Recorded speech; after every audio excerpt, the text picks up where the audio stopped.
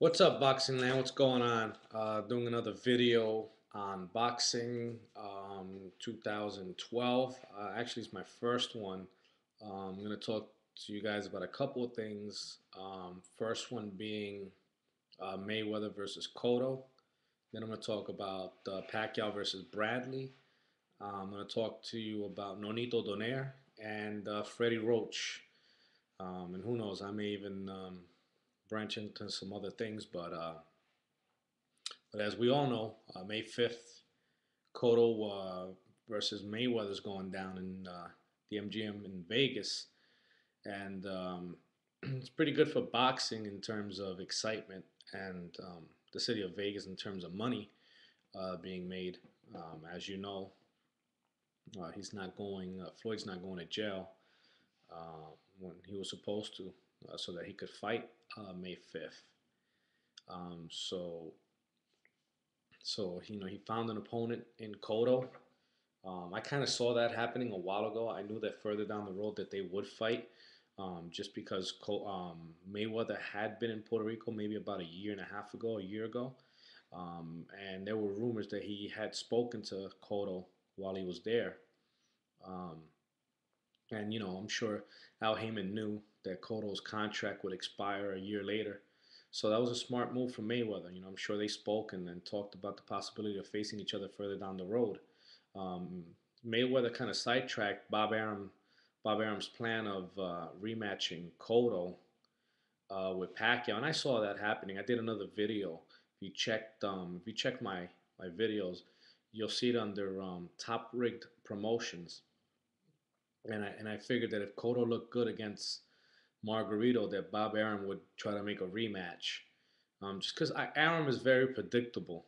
So if you go back into the past and listen to the things that he said and seen the fights that he's put together, it's pretty easy to see what he's going to do in the future.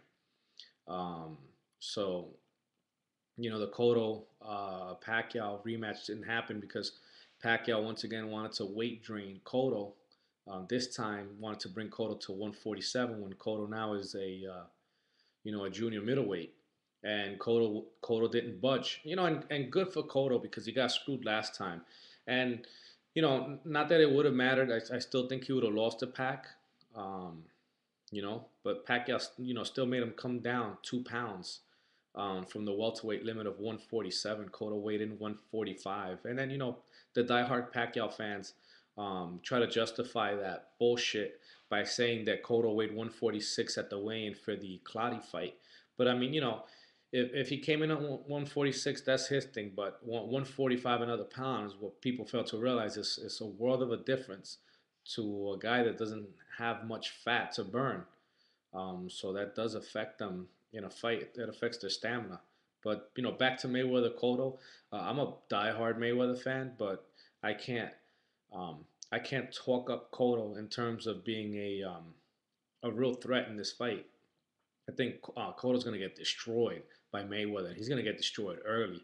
Cotto's a tough guy. He has a lot of heart, but I see the fight maybe going to the 10th round and Cotto getting knocked out, or getting or get stopped.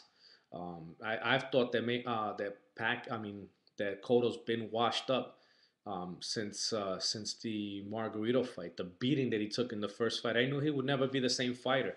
You know, um, a lot of times the guys lose a step.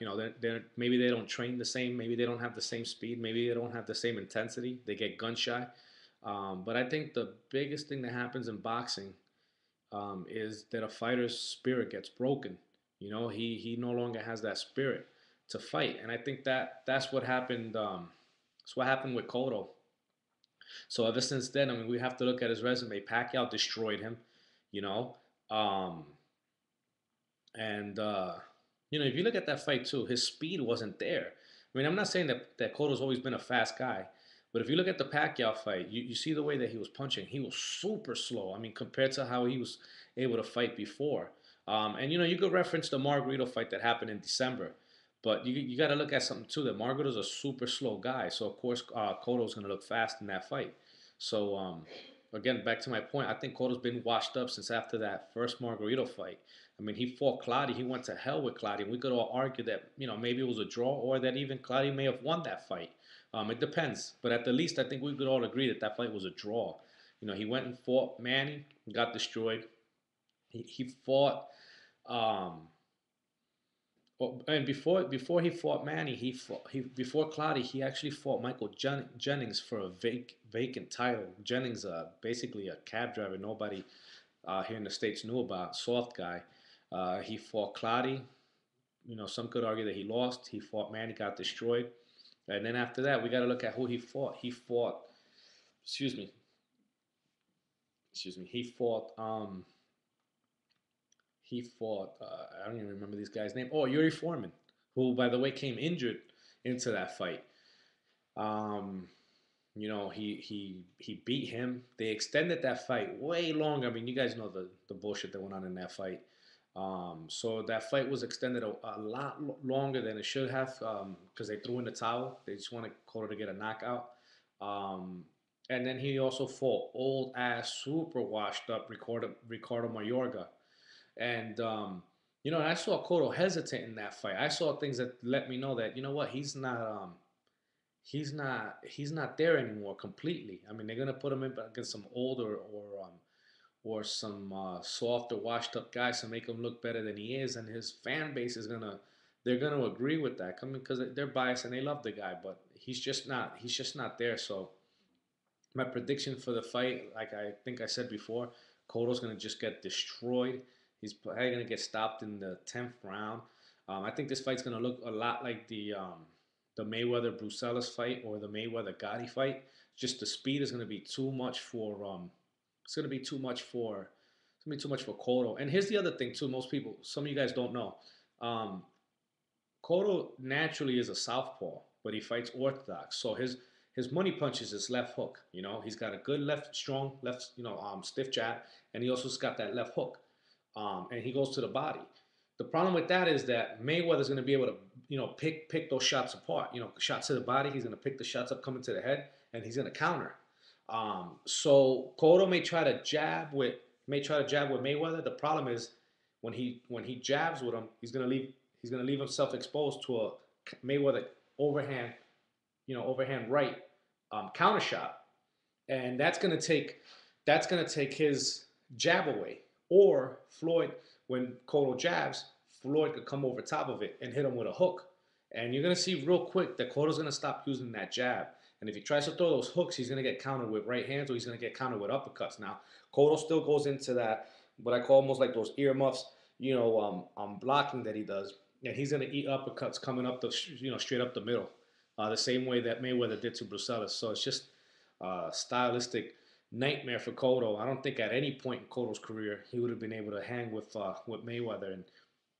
And I think it's really clear in that Mayweather's allowing Cotto to come in at a 454-pound weight limit, and if Cotto was really a threat, I mean, I'm just being honest. I'm not a biased fan. He wouldn't have let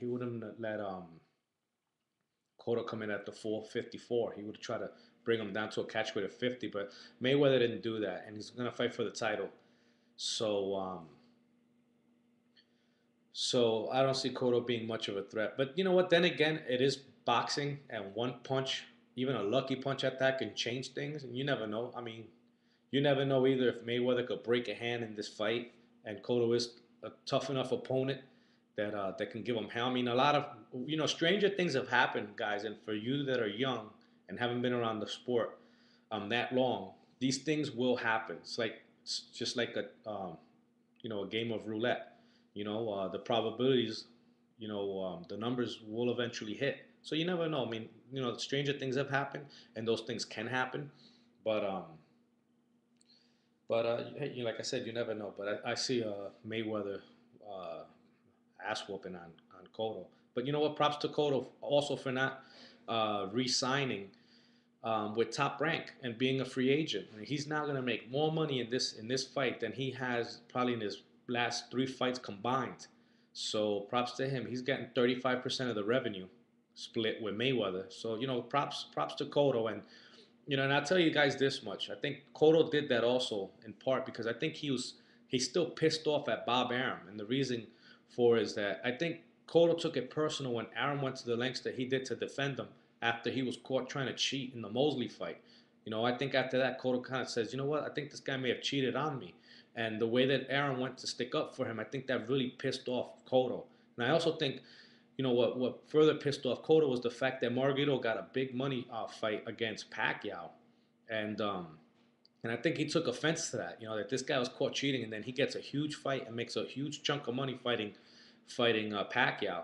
So I think that really bothered Cotto. And people don't forget also that the time that Cotto was going to fight Pacquiao, he was bullied into a situation basically where he had to resign with Arum, and he knew that this was going to be a big money fight for him to fight Pacquiao. So he had to bend to Arum's will, and he also had to bend to Manny's request of fighting at 145. So Cotto really didn't have that option. I mean, he could have walked away, but he would have not made all those millions of dollars that he did fighting Pacquiao. So I think that Cotto's a very smart business guy. I'm not a big fan of his boxing style or a fan of his as a boxer, but I like business and I study and read about businesses.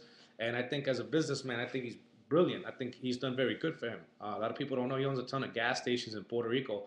And if he never boxed again, he'd be set for the rest of his life. He'd be able to still enjoy the type of lifestyle that he has.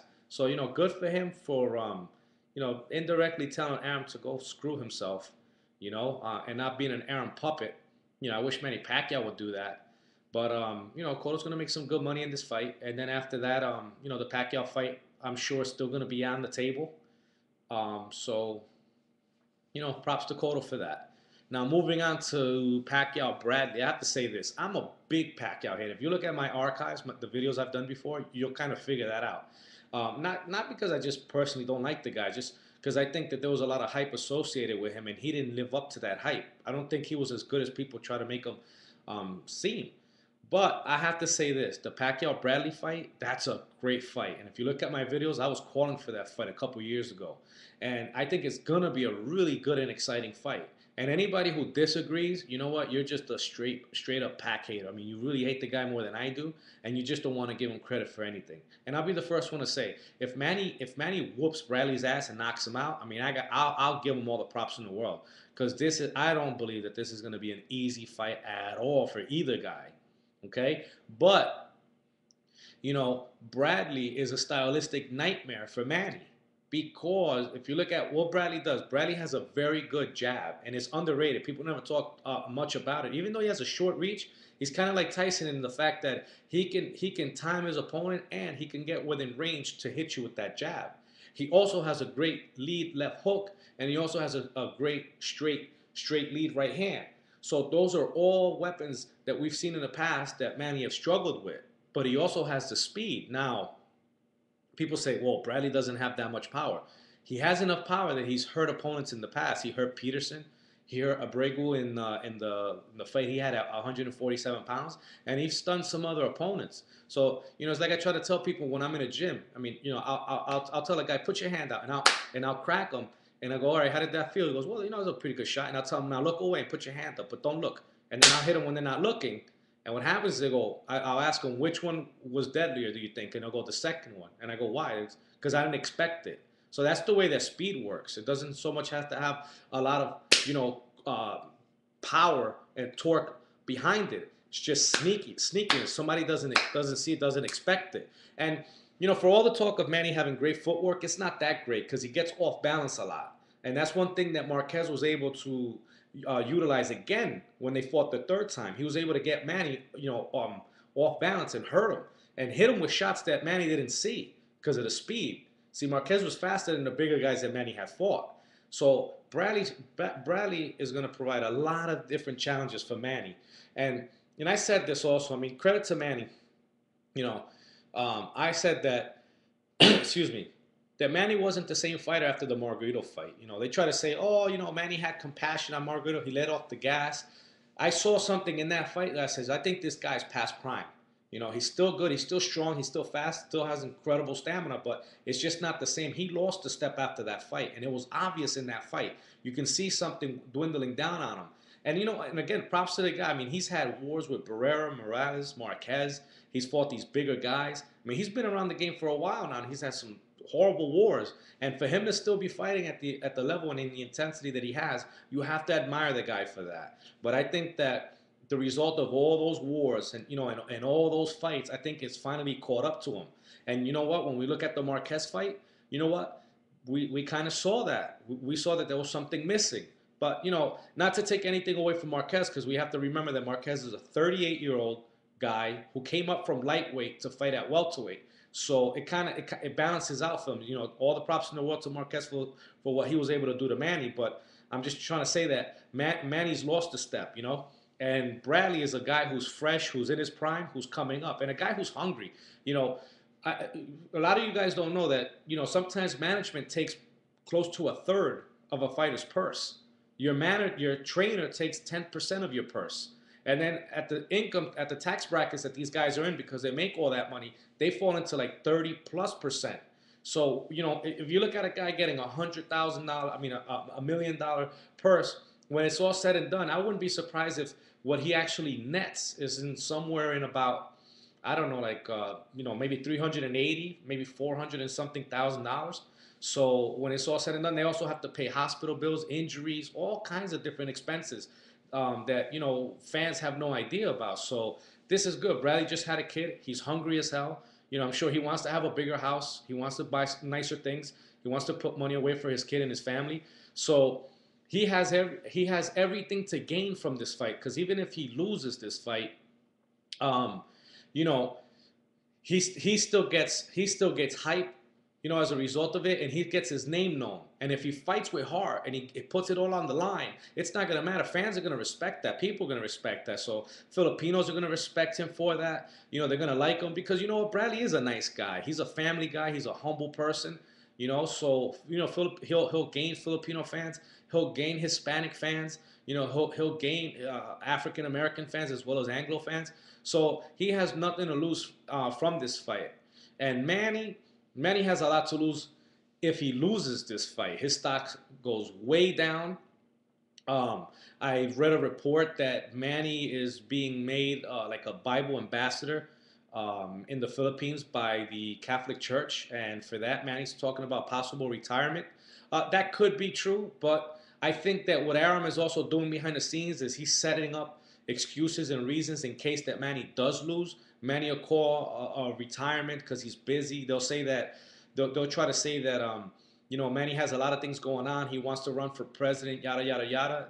They'll do a temporary like retirement. He'll go away maybe a year, and then he'll announce he'll come back, and that'll create a ton of hype, and they'll be able to keep cherry picking some opponents for him, and then maybe do a Mayweather fight further down the road. But guys, listen. If you read between the lines, what Arum and Freddie Roach always do is that they always create a possible scenario or possible excuse in case Manny loses. So you're gonna hear the excuses because despite what people think, I honestly believe that Bradley has a 50-50 shot of beating Manny. I don't think Manny's gonna knock him out. I think Manny could beat him. I mean, I'm favoring Manny to win the fight, but I would not be shocked if Bradley whooped his ass or if Bradley beat him. But I wouldn't also be surprised if Bradley, beats him convincingly and gets robbed. I mean, because if Marquez can't get a decision against Manny, no way in hell that Bradley is. But just be prepared for some controversy and get prepared for the excuses coming out of Freddie Roach's camp. And since I'm talking about Freddie Roach, I'm gonna say this: I can't believe the amount of conflict of interest that's going on with HBO and Freddie Roach. Jim Lampley is the executive producer of the Freddie Roach reality show that's going on HBO. I haven't even watched it. And truth be told, I don't care to see it. Personally, I think Freddie Roach is a nice guy. I've heard from a lot of people that have met him and known him that he really is a great guy and he's humble. And I don't say that. But as a fan, I have my opinion as a fan.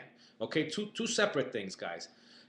So as a fan, I think one of the things that bothers me is Jim Lampley is the executive producer for a show of Freddie Roach on HBO. And he's also a commentator that's going to call Freddie Roach's fights. There's a huge conflict of interest there. Like, can any of us expect, for bias not to happen? You know what I'm saying? When these guys are associated and doing business together? Of course not. And then it turns out that the talent agency or the management company okay, that provides a lot of talent to HBO in Los Angeles, their client happens to be Freddie Roach, and Larry Merchant happens to be related to Freddie Roach's agent. So you see all of these conflict of interest that go on. So of course, when you watch a Freddie Roach fight, not only because they're being biased towards Bob Arum and they have to kiss his ass to make the old grumpy schmuck, happy, but they're also kissing ass for Freddie Roach and overhyping this guy so that so it could be good for them because they're all in bed together, all doing business together, some way, somehow, making money with each other. So that's wrong, and I don't like that. And another thing is too is this how biased HBO is and their commentators. During the um, uh, Bernard Hopkins, Chad Dawson pay-per-view fight, I was one of the idiots that actually ordered it and paid for it. On the undercard, I believe who fought was DeMarco and Linares. And if you watch that fight, they were hyping the shit out of Freddie Roach. They wanted him to get Trainer of the Year so bad, and I wanted Robert Garcia to get it, you know. But you can just see, like, again, the biasness, like the favoritism that goes on towards Freddie Roach, and I don't like that. And another thing I'm gonna say about Freddie is Freddie loves to talk shit about his opponents and other trainers to try to hype fights. But this is the thing, Freddie. If you're gonna talk shit about other people, then don't get upset when people start talking shit back at you. And if you're gonna make fun of other people, don't cry like a little bitch when people make fun of your Parkinson's. Because you know what? Where I'm from in the streets, if you take it there, then you know what? You gotta be if you dish it out, you gotta be able to take it back. So don't fall behind your little bullshit. Oh, I'm sensitive and wanting people to give you pity after you started talking shit. So if you want people to respect you, give them respect. But if you throw shit at them, don't complain when you have turd hanging from your face. All right. So the last thing I want to talk about, and I'm gonna stick on my points, is Nonito Donaire. I think he's a great fighter and he's super talented. But I think sometimes it's unfair. I think people expect too much too soon from him. You know. Granted, I did see some flaws in the Vasquez fight with Nonito, but you may give the guy credit. Look, I told everybody Vasquez wasn't gonna be a walk in the park. And sometimes you watch a guy train and you listen to the things that guys say, and you can tell that he has that warrior spirit.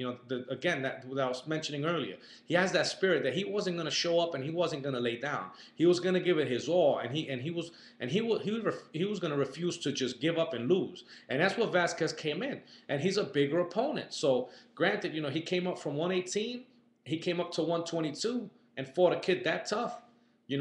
And some people say, oh well, he's not as great, or he may not live up to the hype that that was being said about Nonito. Well, no, wrong. Nonito still won a unanimous decision, and he still did a lot of things in the ring that I was just like, wow, that's really impressive. Now he still has things to work on because no fighter is perfect. Okay, he leans in a lot when he's going to throw punches, and that's why I think his face got busted up the way that it did because when he was leaning in, Vasquez was hitting him with the jab. So, there are little things that he needs to adjust, and that's fine. You know what I'm saying? But, I think people shouldn't be so hard on him, and saying, oh, he's overrated and this and this and that. I mean, for a fighter to be overrated, he'd have to be overhyped, and he hasn't even been hyped that much, But thank God he was on the undercard of that boring-ass Chavez fight. Nonito should have been a Nonito should have been the main attraction, the Vasquez fight, because everybody saw that fight, loved it. And another thing I want to say about Nonito is I saw him in New York, when for a media workout.